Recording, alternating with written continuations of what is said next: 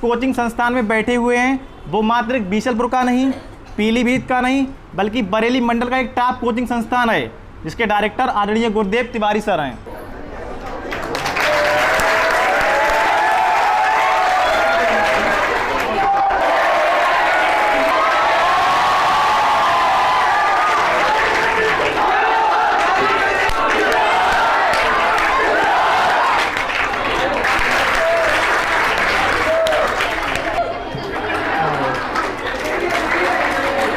Sir ने आज मुझे ये मौका दिया, मैं सर को हार्टली थैंक यू बोलना चाहूँगा कि उन्होंने इस लायक मुझे समझा और मेरी मेहनत को सफल किया। उनका काफ़ी योगदान रहा है।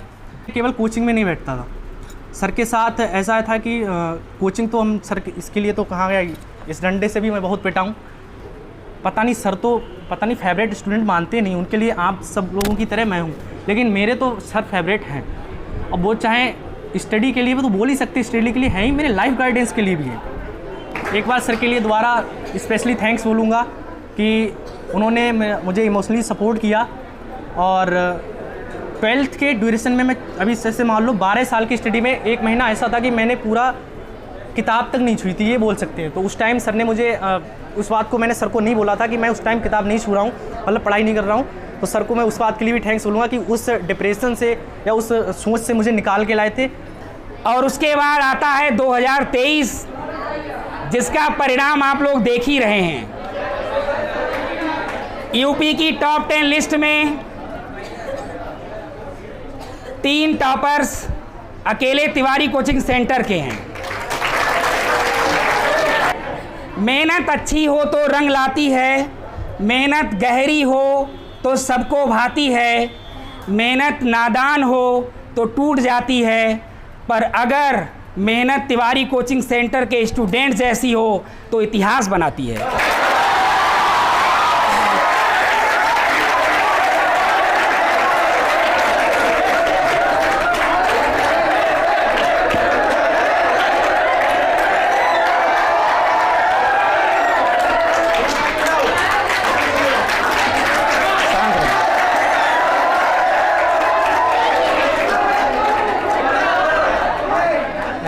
अभी तो नापी है मुट्ठी भर जमीन, अभी पूरा आसमान बाकी है।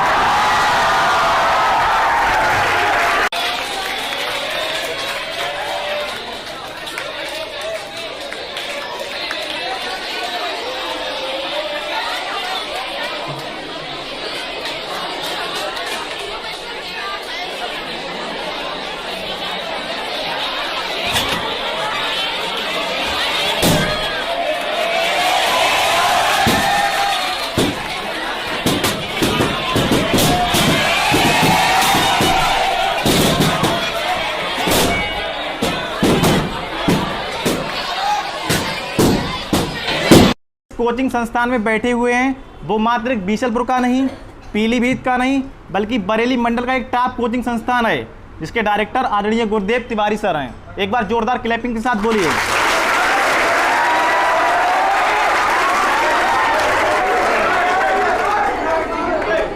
और इतना ही नहीं, देखिए आप इतने बड़े हो गए, मैं भी इतना बड़ा हो गया हूँ, जो भी है जो ठीक है, जिसके भी कारण है मात्र एक गुरु के कारण। हमारे गुरुदेव हमें अच्छी शिक्षा देते हैं, उसी के कारण हम यहाँ पे उपस्थित हैं। अगर गुरुदेव ना होते तो शायद मैं यहाँ नहीं होता, केमिस्ट्री में अच्छे अंक नहीं आते तो मैं यहाँ पे नहीं होता ना। कि मंद मंद वायु से बवंडर नहीं बनता, कोई अपने ही बल पर सिकंदर नहीं बनता, और पार्थ की कृपा से पार्थ बने गांडीव धारी, बिना आशीष गुरु के कोई धुरंधर नहीं बनता।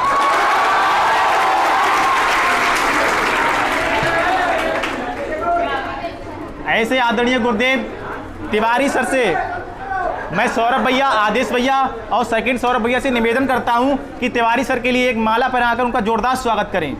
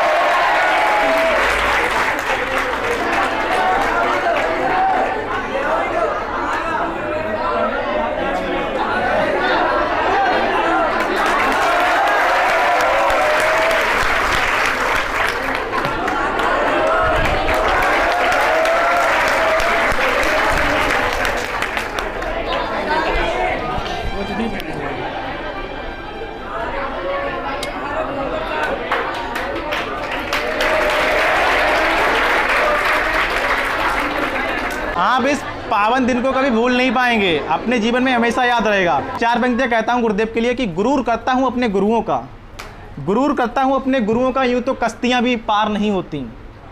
कि गुरूर करता हूँ अपने गुरुओं का, यूँ तो कश्तियाँ भी पार नहीं होती, और जिसके सिर पर हाथ रख दे उनकी हस्तियाँ भी पार हो जाती हैं।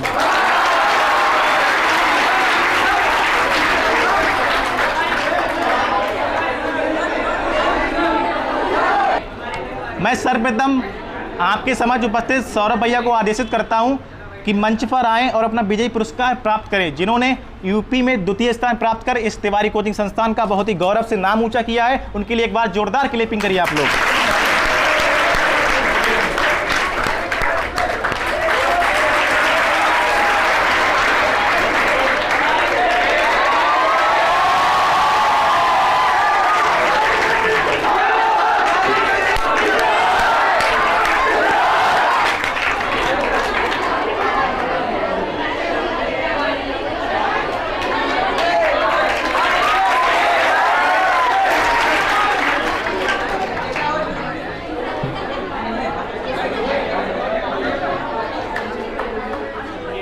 सौरभ भैया ने केमिस्ट्री में 97 अंक प्राप्त किए थे, और दूसरे नंबर पर सौरभ सेकंड को आमंत्रित करता हूं कि वो मंच पर आएं और अपना विजयी पुरस्कार प्राप्त करें, जिन्होंने यूपी में 6ठी रैंक प्राप्त की और तिवारी कोचिंग संस्थान का नाम ऊंचा किया।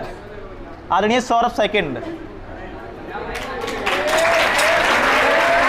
बजाओ आप बजाओ।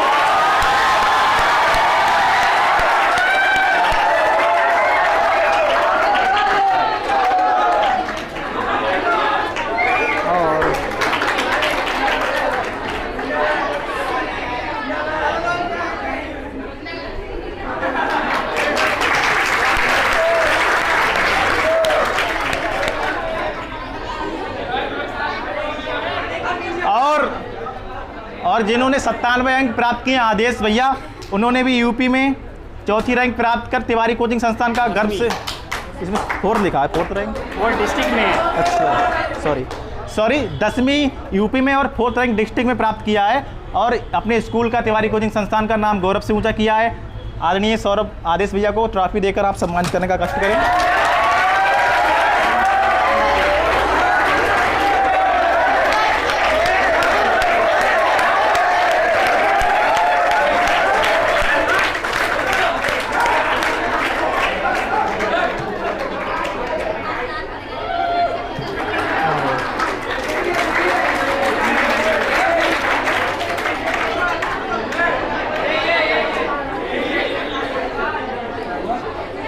और यहाँ पर उपस्थित एक बहन अंशिका गंगवार जी भी हैं, जिन्होंने 97 अंक प्राप्त किए हैं। वो खड़ी होकर मंच पर आने का कष्ट करें। अंशिका गंगवार,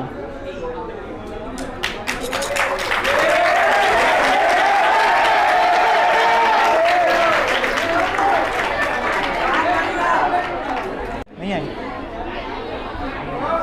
और 97 अंक पर अमन भैया हमारे बीच बैठे हुए हैं, जिन्होंने कड़ी मेहनत कर तिवारी कोचिंग संस्थान का नाम ऊंचा किया। तिवारी भैया को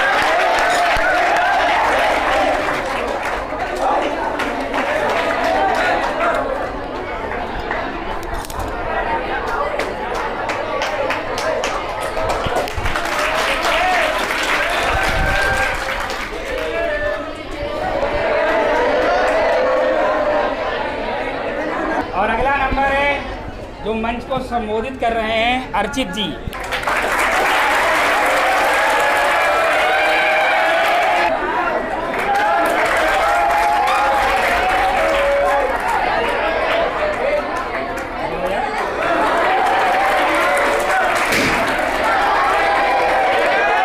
जैसा कि आपने देखा अभी तक जितने बच्चे आए थे वो सब 97 वाले अंक थे। मैं आपसे भी विनती करता हूं कि आप भी मेहनत करें और इन्हीं लोगों की तरह आप भी 97 अंक प्राप्त करें और तिवारी कोचिंग संस्थान का नाम ऊंचा करें, ठीक है। और 96 अंक पर है शिवम गंगवार।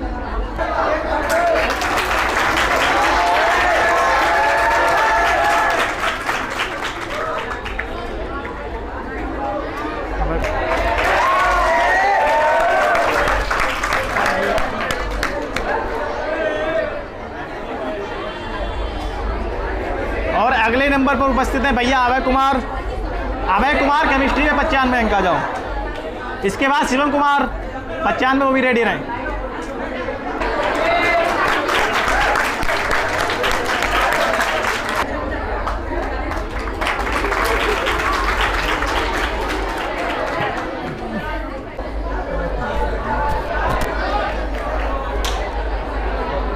अनस भैया आने का, अनस आए हैं, अनस अनस है? अनस नहीं है, चलो। आर्यन गंगवार, आर्यन गंगवार, आर्यन कौन है? आर्यन नहीं है। स्नेहा गाड़े। त्राण बैंक इन बहन ने प्राप्त की। एक बार जोरदार क्लैपिंग करिएगा बहन को।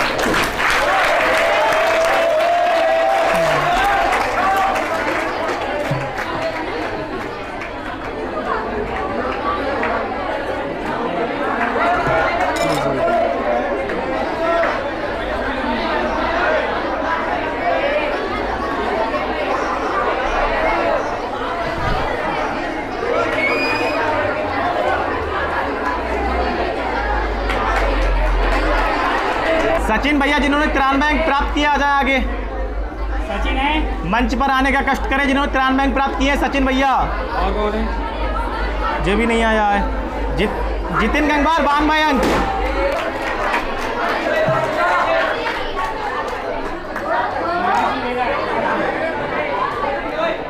अनस भैया ने अंक प्राप्त किए थे, वो तो नहीं आ पाए, लेकिन उन्होंने अपने भाई को भेजा। मैं चाहूंगा सर से कि उनको भी उनका सम्मान देने की कृपा करें। अनस भैया वाले क्या नेम है? मैंने बोला क्यों नहीं आए आप? सत्यम मिश्रा आ जाओ। सत्यम मिश्रा। सत्यम मिश्रा ने 92 अंक प्राप्त किए। एक बार जोरदार तालियां बजाइए।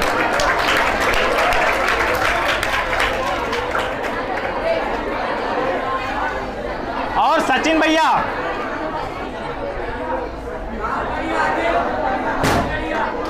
सचिन भैया आने का आगे कष्ट करें। और अगले राउंड पर अजय भैया।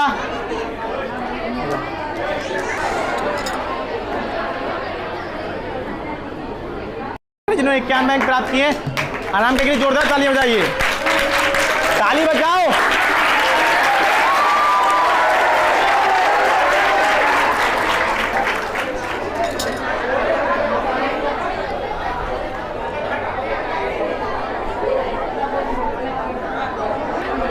शिवम कुमार 91 अंक।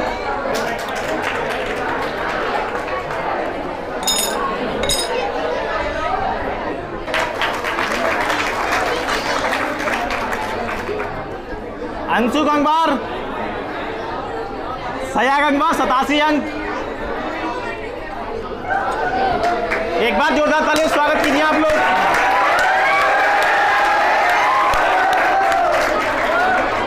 देखो, अगर आप लोग ताली नहीं बजाओगे, आने वाले समय में आपके लिए कोई नहीं बजाएगा, ये बात ध्यान रखना। अभिनव यादव 87, अभिनव यादव, आमिद अली, दीपक कुमार, अर्पित कुमार,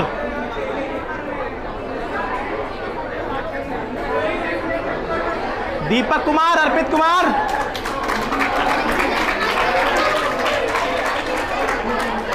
अंकुल, अंकुल, अर्पित कुमार। एक बार अर्पित भैया के लिए जोरदार तालियां इस बजाइए।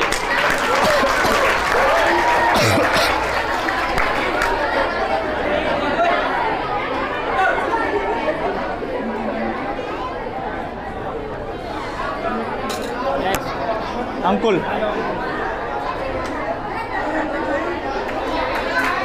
आशुतोष,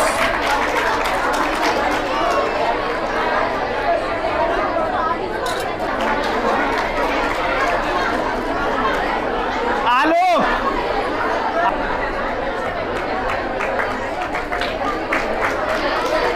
अनुराग, अनुराग नंबर बोल दिया करो यार।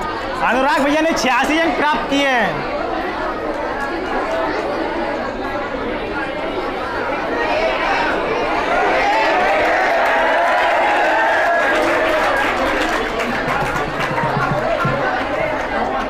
आप लोग सुनिए, हेलो, आप लोग सुनिए, एक काम की बात बता रहा हूं आपके लिए। मुझे ऐसा लगता है ये जो रखा है ना, ये सबने कभी चलाया नहीं। चलाया है वैसे हमारे बैच में बहुत चलाता और इसी की बदौलत है ये, ठीक है। आदरणीय तिवारी सर ने काफ़ी मोटिवेट किया, और एक हमारे से सर थे प्रेमपाल सर, जो हमें कोचिंग पढ़ाते थे, समय समय पर मोटिवेट करते थे, और उन्हीं की बदौलत है जो आज हम यहाँ पे खड़े हुए हैं। एक बार प्रेमपाल सर के लिए जो है पे नहीं एक जोरदार ताली बजा दीजिए। नंबर पर अभिषेक गंगवार आए हैं।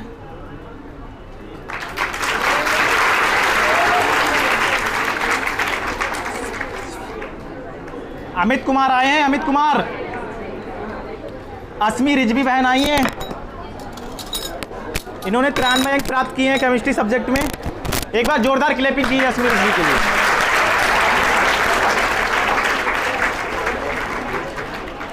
सरस्वती देवी आई हैं।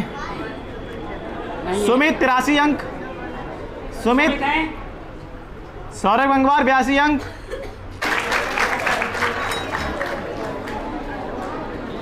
अमित गंगवार 82 अंक। अमन कुमार 81। प्रियांशु कश्यप। सुधांशु पटेल आ जाओ 80 अंक। अगला बुला दो। आकाश तिवारी 80 अंक। अनिकेत गंगवार 80 अंक।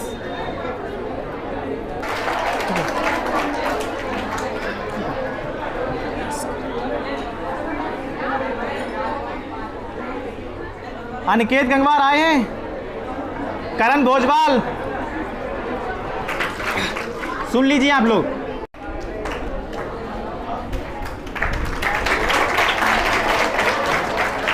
और जैसा कि आपने देखा जितने भी बच्चे आए थे सब 80 प्लस वाले थे, 97 वाले थे। और इनके अंक कितने आए कैसे ये भी आपको अभी पता लगेगा। जैसा कि आप देख रहे हैं तिवारी सर हमें समय समय पर मोटिवेट करते थे, अच्छा मार्गदर्शन प्राप्त करते थे। हमारे प्रेमपाल सर हमें गाइडेंस करते थे, उसी के कारण हम सब पर हैं, ठीक है। और अब मैं सौरभ भैया से विनती करता हूं कि मंच पर आएँ और जिन्होंने यूपी में द्वितीय स्थान प्राप्त किया है कुछ गाइडेंस देने की कृपा करें। सौरभ भैया, आप आने वाले समय के टॉपर हो, हमें पता है, ठीक है। मैं इतना कहना चाहूँगा, हम लोगों ने 97 अंक प्राप्त किया, आप 98 पे लिख लें, लेकिन 98 पे ऐसे नहीं निकल जाओगे, मेहनत करनी पड़ेगी।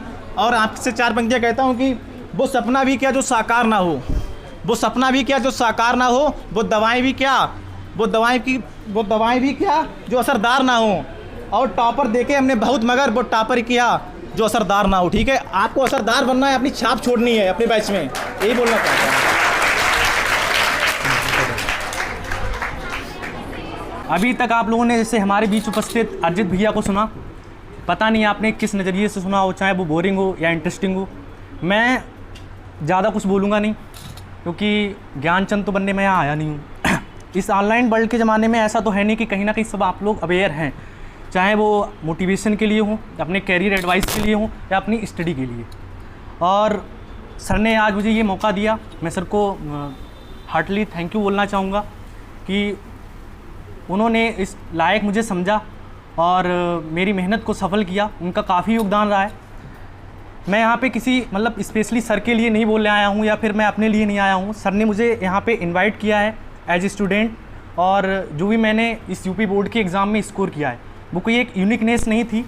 हर साल कहीं ना कहीं का कोई स्टूडेंट कोई करता है, और इस बार मैं आया हूँ। जैसे अभी हमारे अर्जित भैया बोल रहे थे कि जो टॉपिक चल रहा था असरदार का, तो एक शायद मैंने भी आज से जब लॉकडाउन लगा था तो उस टाइम मेरा 10th बर्बाद हुआ था। मतलब ये बर्बाद ही बोल सकते हैं, क्योंकि एक प्रमोटिंग फैक्टर लगा था हमारे यहाँ, जिसकी वजह से बहुत से ऐसे स्टूडेंट थे जो वास्तविकता में बहुत हमसे आगे भी थे, और अगर शायद एग्ज़ाम होता तो उनका लक और उनकी हार्ड वर्किंग कुछ ना कुछ प्लस माइनस हो सकती थी। तो शायद आज से मैं लगभग 2 ही साल पहले मान लो, सर से तो मैं लगभग 1.5 साल से जुड़ा हुआ हूँ, क्योंकि मैंने 11th की स्टार्टिंग तो सर से नहीं की थी, सितंबर में मैं यहाँ आया था। तो एक क्विट्स था जिसको आज भी शायद मैंने अपने मोबाइल के बाल पेपर्स में भी लिख के रखा है कि डू व्हाट अदर्स कांट और व्हाट अदर्स वांट। ऐसा करो जिसको लोग ना तो सोच सकते हैं ना कर सकते हैं। शायद 10th के रिजल्ट के बाद मुझे मेरा नाम किसी ने भी सुना हो, जैसे हमारे आदेश भैया रह चुके हैं यहाँ के, जो हमारे फ्रेंड भी हैं।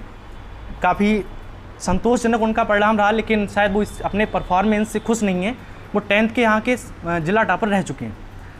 उस टाइम जो मेरी रैंक थी वो थी 3rd, ठीक है। और ऐसा नहीं है कि 97 मार्क्स लाने के लिए आप मेहनत करो, या 98 लाने के लिए मेहनत करो, या 100 लाने के लिए मेहनत करो। मार्क्स पे ना मेरा कल फोकस था ना मेरा आज फोकस है। मैंने जब 11th की स्टार्टिंग की थी उस टाइम मैं इतना अवेयर नहीं था। मैं करना चाहता था UPSC, union public service commission exam, जिसमें 32 पोस्टें होती हैं, जिसमें मेरी जो फेवरेट पोस्ट थी वो आज भी है। आज भी मैं उस एम को लेके चल रहा हूँ, उसी के लिए, उसी को अपने विज़न में रखते हुए मैं अपने आगे बढ़ रहा हूँ, उसको मेहनत कर रहा हूँ, वो है IFS या IAS, जो कि हो सकता है अगर मेरी जो मेंटलिटी है या जो मेरी हार्ड वर्किंग है, स्मार्ट वर्किंग है, वो आगे रही तो कल को मैं उसको अचीव कर लूँ। लेकिन ऐसा नहीं है, अगर कल मैं उसको अचीव नहीं कर पाया तो मैंने वो किया नहीं, मतलब मैंने हार्ड वर्किंग नहीं की थी या मैं उसके लायक नहीं था, ऐसा कुछ नहीं होता। मार्क्स किसी का कोई डिसाइड नहीं करता। आप जो अपनी जो पूरे साल की जो मेंटलिटी बना के रखेंगे, आप जो भी अपनी हार्ड वर्किंग रखेंगे, अब ऐसा नहीं है कि अगर आपकी मेंटलिटी भी कहीं ना कहीं आपको असर डालती है। हमारे साथ में कई ऐसे बहुत से बच्चे हैं जिन्होंने 82 स्कोर किया है, 91 स्कोर किया था, एक्चुअली वो थे कि वो 97 वाले स्कोर करते। हमारे साथ में ऐसे बहुत से बच्चे जिन्होंने 97 स्कोर किया है, पर एक्चुअली ऐसा था कि वो 91 के लायक भी थे। लेकिन क्या हुआ, जो 97 स्कोर किया है वो कोई स्पेशली स्टूडेंट नहीं है, वो सर से एक तरह से कहें तो जुड़े रहे। मैंने PCM था, PCM सब्जेक्ट होते हैं, डोमेन सब्जेक्ट स्पेशली बोला जाता है इनको, फिजिक्स, केमिस्ट्री, मैथमेटिक्स को। तो मैंने केवल केमिस्ट्री की कोचिंग क्यों ली, फिजिक्स और मैथ की मैंने स्टार्टिंग की थी, मुझे इंटरेस्ट नहीं आया जहाँ भी मैं कोचिंग गया था। कोचिंग से मेरा विश्वास वैसे बहुत कम था, लेकिन सितंबर में जब सर के यहाँ आया था तो उस टाइम भी मैं कभी कभी बंक किया करता था, और ऐसा भी नहीं बंक करके घर पे भी बैठता था, बाहर भी घूमने चला जाता था, तो कोई ऐसा स्पेशली नहीं था। लेकिन कहते नहीं कि एक आपने लोगों ने 11th में पढ़ा हुआ dual nature of electron, electron की द्वैत प्रकृति, जो आप आज सर को आपके सामने देख रहे हो। शायद अगर आप सर से कहीं भी किसी और प्लेस पे मिलते हैं या कहते हैं अकेले में मिलते हैं, तो सर का नेचर होता है वो अलग होता है।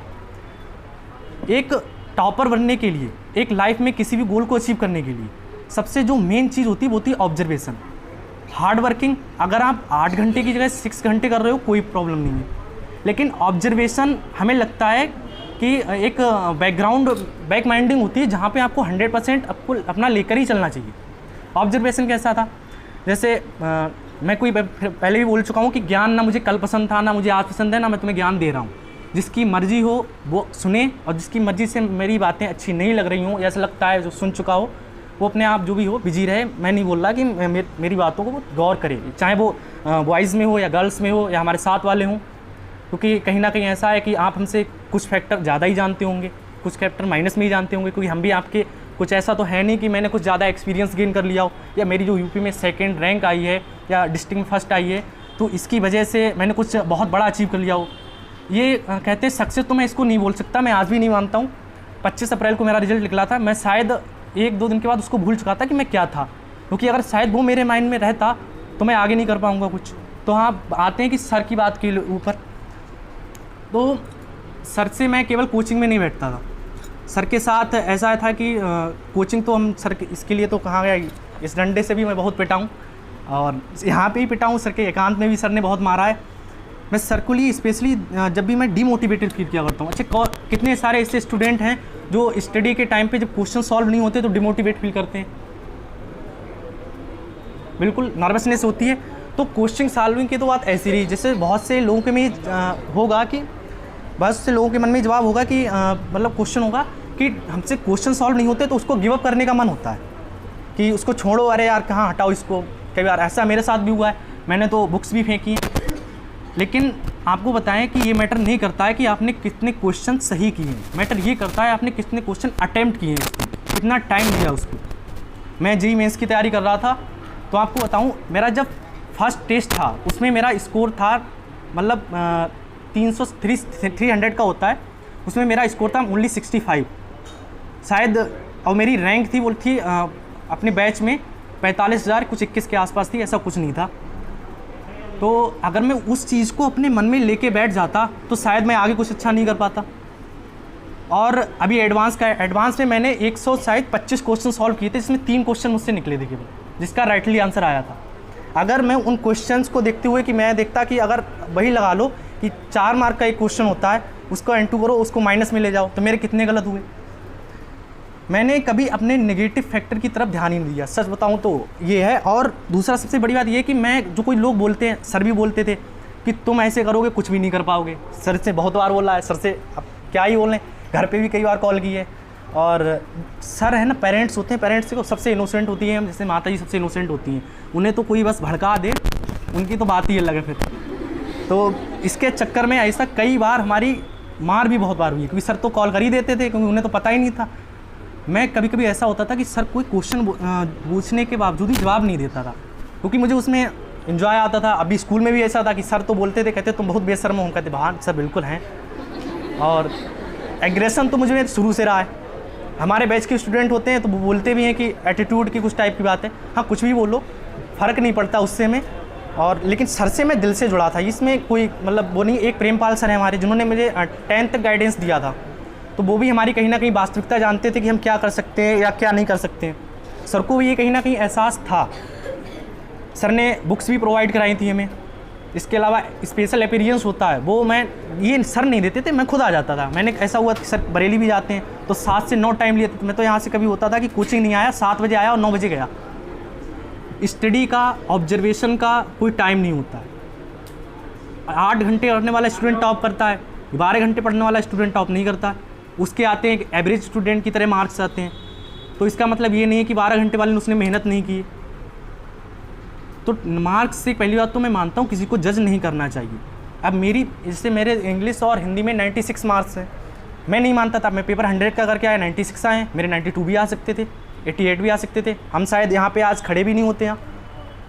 तो मार्क्स से किसी को जज करना या मार्क्स को लेकर, चाहे वो 11th में हो या 12th में हो, उसके लिए एक मन में एक्सपीरियंस बनाना कि यार ये तो है ही नहीं कुछ या कुछ है। मुझे 10th का रिजल्ट मुझे सबसे ज़्यादा फील हुआ था, रीज़न ये था कि 10th की बेस पे पता नहीं मुझे लोगों ने जज कर लिया कि ये तो कुछ कर ही नहीं सकता। बहुत से सर ऐसे बोलते थे। मैंने सर को ये बात बताई। सबसे बड़ी बात यह है कि हर एक किसी भी स्टूडेंट के लाइफ में कोई ना कोई चाणक्य होना चाहिए, और मेरे जो लाइफ के चाणक्य थे वो थे तिवारी सर और प्रेमपाल सर। ये रियलिटी है। मैं कोचिंग से ज़्यादा इन्हें एक्सटर्नल टाइम दिया करता था कोचिंग के बैच के बाद, और यही वजह था कि पता नहीं सर तो पता नहीं फेवरेट स्टूडेंट मानते नहीं, उनके लिए आप सब लोगों की तरह मैं हूँ, लेकिन मेरे तो सर फेवरेट हैं। और वो चाहे स्टडी के लिए भी तो बोल ही सकते, स्टडी के लिए है ही, मेरे लाइफ गाइडेंस के लिए भी है, क्योंकि लाइफ गाइडेंस भी मुझे काफ़ी अच्छी मिली है। तो बहुत कुछ हो गया बोलने को। अगर किसी को एडवाइस चाहिए तो मुझे लगता है कि मुझसे ज़्यादा सर अच्छी दे सकते हैं आपको, और दे भी रहे होंगे। मैं तो सर से कह चुका हूँ कि अलग हो चुका हूँ। आप तो लोग उनसे जुड़े हुए हैं, आप उन समय उनके एक्सपीरियंस को अच्छी तरह से समझ रहे होगे। उनके एक सब्जेक्टिव नॉलेज के साथ साथ जो लाइफ गाइडेंस है या फिर इमोशनल नॉलेज है वो सब आपको दे रहे होंगे। तो अपने हिसाब से एडजस्ट करिए। और फाइनल एडवाइस, मार्क्स पे फोकस नहीं करना है, पहले ये देखिए कि हमारा परफॉर्मेंस कैसा जा रहा है। 100% आपका बोर्ड से में क्या हर किसी कंपटीशन एग्ज़ाम में अच्छा होगा, आपकी लाइफ में अच्छा होगा, क्योंकि स्टडी केवल इस बात से इफेक्ट नहीं करती है कि आप कितना पढ़ रहे हो, इस बात से भी इफेक्ट करती है कि आप अपना उसमें ऑब्जर्वेशन कर रहे हो। पीसीएम या साइंस साइड का जो स्टूडेंट होता है वो आर्ट साइड जैसा नहीं होता है कि वहाँ पे केवल पढ़ने से काम चलेगा। वहाँ पे आपको ऑब्जर्वेशन ही चाहिए होता है। यहाँ पे बहुत से स्टूडेंट होंगे जो ऐसा होता होगा कि बोर्ड में बहुत अच्छा कर रहे हैं, 100 स्कोर कर रहे हैं, और अभी उनके लिए अगर जेईई मेन एनडीए वगैरह एग्ज़ाम में दे दिया जाए, मॉक टेस्ट ही दे दिया जिसके वो कहते हैं जिस चैप्टर में उन्होंने मास्टरी कर रखी है इस टाइम रिवीजन में, वो उसका एक कट ऑफ क्वालिफाइड भी ना कर पाए। तो रीज़न ये नहीं कि उन्होंने मेहनत नहीं की, रीज़न ये है कि उन्होंने वो ऑब्जर्वेशन नहीं दिया, अपने उस थिंकिंग को डायरेक्शन नहीं दी। तो डायरेक्शन दीजिए, अपने टीचर्स को ब्लाइंडली फॉलो कीजिए। अच्छा, फॉलो करने की बात ये है कि आपको किसी ना किसी पे तो डिपेंड होना ही पड़ेगा, चाहे वो सर हो या पेरेंट्स हो, क्योंकि आप इतना कुछ नहीं जानते हो जितना कोई दूसरा जानता है। यहीं पे मैं अपनी बात को विराम देता हूँ। और एक बार सर के लिए दोबारा स्पेशली थैंक्स बोलूँगा कि उन्होंने मुझे इमोशनली सपोर्ट किया। और 12th के ड्यूरेशन में मैं अभी से मान लो 12 साल की स्टडी में 1 महीना ऐसा था कि मैंने पूरा किताब तक नहीं छुई थी, ये बोल सकते हैं। तो उस टाइम सर ने मुझे उस बात को मैंने सर को नहीं बोला था कि मैं उस टाइम किताब नहीं छू रहा हूँ, मतलब पढ़ाई नहीं कर रहा हूँ। तो सर को मैं उस बात के लिए भी थैंक्स बोलूँगा कि उस डिप्रेशन से या उस सोच से मुझे निकाल के लाए थे, उसके लिए। और यही वजह थी उसी टाइम से मैं सर से जुड़ा हूँ, क्योंकि 1 महीने किसी भी स्टूडेंट के लिए 1 महीने का टाइम जिसमें वो स्टडी नहीं करता है काफ़ी हो जाता है। 15 दिन में तो आप पूरा सिलेबस भूल जाते हो, ये तो सर का 1 महीने का टाइम था। उसी बात के लिए मैं सर से स्पेशली थैंक्स बोलूँगा और अपनी बाड़ी को विराम दूंगा। जो है सर अब आपको आगे के गाइडेंस देंगे। देखिए, आज हमारे बीसलपुर की ये धरती, जिसे हम तपोभूमि और देवभूमि के नाम से भी जानते हैं, राजा मोरध्वज का ये राज्य क्षेत्र भी जाना जाता है। और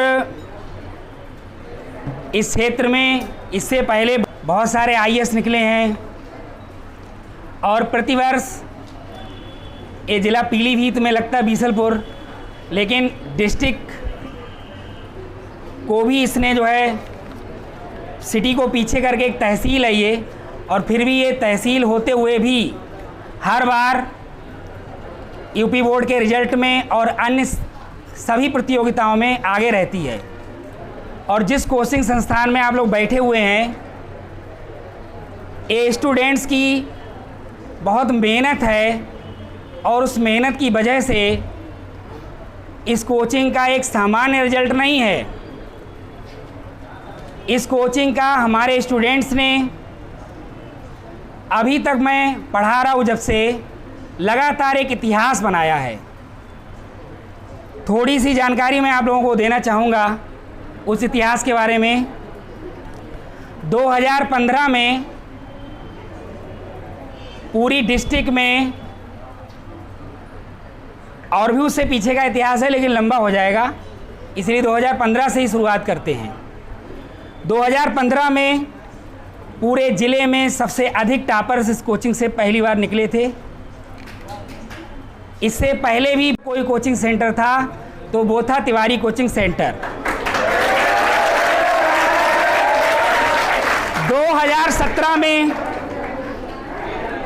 2017 में ज़िले में पुनः सबसे अधिक टॉपर्स इसी कोचिंग ने दिए।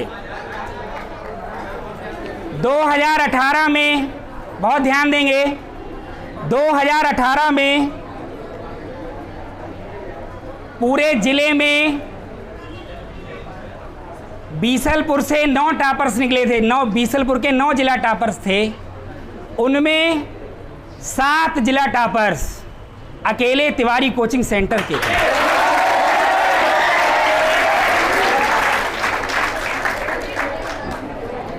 दो हजार 2018 में ही अंकित गंगवार और हर्ष गोयल ने पूरी यूपी में 15वां स्थान प्राप्त किया था। ये भी तिवारी कोचिंग सेंटर के ही स्टूडेंट थे। 2015 में ही अंकित गंगवार, जिन्होंने 15वां स्थान यूपी में प्राप्त किया, बाद में स्क्रूटनिंग में 6 अंक बढ़ने से इस बच्चे का पूरे यूपी में 9वां स्थान हुआ था। और 2018 के इतिहास को 2019 में हमारे कोचिंग सेंटर के बच्चों ने फिर से दोहराया और पूरे ज़िले में बीसलपुर के 9 जिला टॉपर्स थे, उनमें 6 अकेले तिवारी कोचिंग सेंटर के थे। और उसी में नागेश, जिसका यहाँ पर फोटो लगा हुआ है, आईआईटी बॉम्बे से बीटेक कर रहा है, आईआईटी बॉम्बे में पढ़ रहा है। और इसी में रजत गंगवार ने भी, ये भी आईआईटी बॉम्बे में है। 2020 में बीसलपुर से, इतिहास है एक इतिहास, आज तक बोला नहीं मैंने, आज बोलने का अवसर मिला है तो बता रहा हूँ। 2020 में बीसलपुर से चार जिला टॉपर्स निकले। कुछ 8 साइड के भी इसमें निकल गए थे उस बार, इसलिए बीसलपुर से केवल 4 निकले, जिनमें 3 जिला टॉपर अकेले तिवारी कोचिंग सेंटर के थे। प्रियंका गंगवार, अंजलि दुष्यंत। 2021 में जो परीक्षा, 2021 में कोरोना काल की वजह से परीक्षा ही नहीं कराई गई, लेकिन उसका एक लड़का है संजय गंगवार, उस संजय गंगवार ने आईआईटी क्वालिफाई किया और वो आईआईटी धनबाद से इस समय आईआईटी कर रहा है। 2022 में डिस्ट्रिक्ट की टॉप 10 सूची में ध्यान देंगे डिस्ट्रिक्ट की टॉप 10 सूची में, 2022 में डिस्ट्रिक्ट की टॉप 10 सूची में 7 स्टूडेंट्स अकेले तिवारी कोचिंग सेंटर के थे। इसमें शिवम गंगवार, सुहांशी, साहिबा, शीतल, अजय, प्रिया गंगवार और अंकित ने टॉप किया था। अंकित गंगवार BHU में इस समय BHU से BSc कर रहा है। उसका मैंने आप लोगों को सोशल मीडिया और पर भी डाला था और बताया भी था। और उसके बाद आता है 2023, जिसका परिणाम आप लोग देख ही रहे हैं। यूपी की टॉप 10 लिस्ट में 3 टॉपर्स अकेले तिवारी कोचिंग सेंटर के हैं और 2023 की ही जिला की टॉप 10 सूची में 4 स्टूडेंट्स अकेले तिवारी कोचिंग सेंटर के हैं। और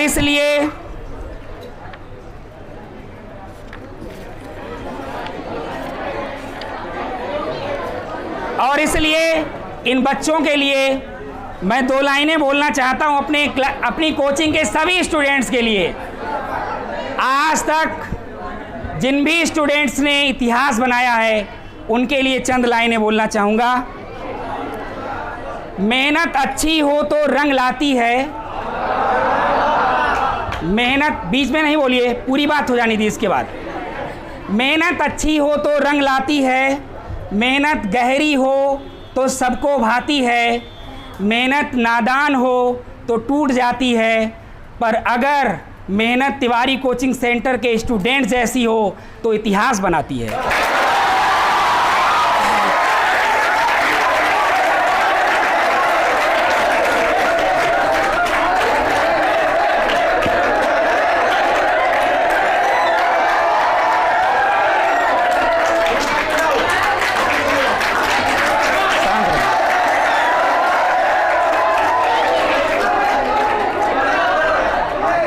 रात नहीं, ध्यान देंगे,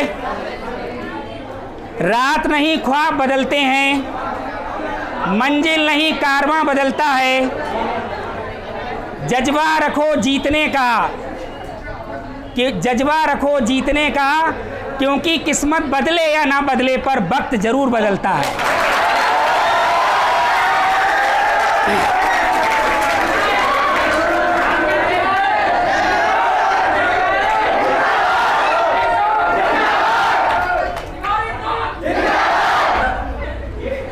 और आपके बारे में शांत रहेंगे। आपके बारे में कौन क्या कहता है, आपके बारे में कौन क्या कहता है, कभी इस पर ध्यान मत दिया करिए। हमेशा पॉजिटिव लोगों के साथ रहिए, पॉजिटिव विचारों के साथ रहिए, नकारात्मक शब्दों और नकारात्मक लोगों से हमेशा दूर रहिए। और इसलिए मैं 2 लाइनें बोलूँगा आपके लिए, ध्यान देंगे।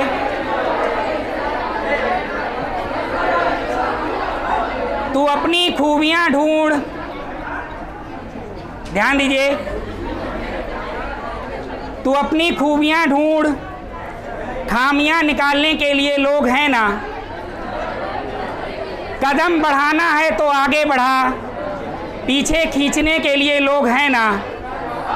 सपना देखना है तो ऊंचा देख, नीचा दिखाने के लिए लोग हैं ना।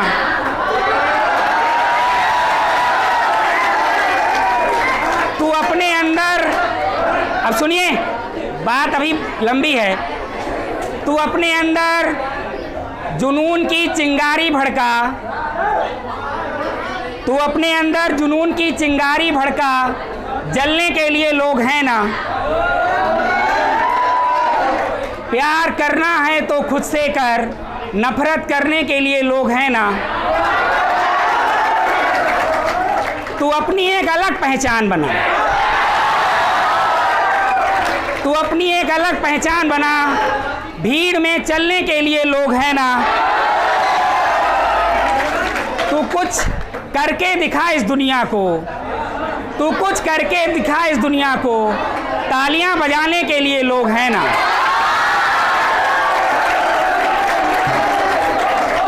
और यहाँ पर जितने टॉपर्स हैं उनके लिए मैं बोलना चाहूँगा कि ये जो अचीवमेंट, अरे सांद्रा, ये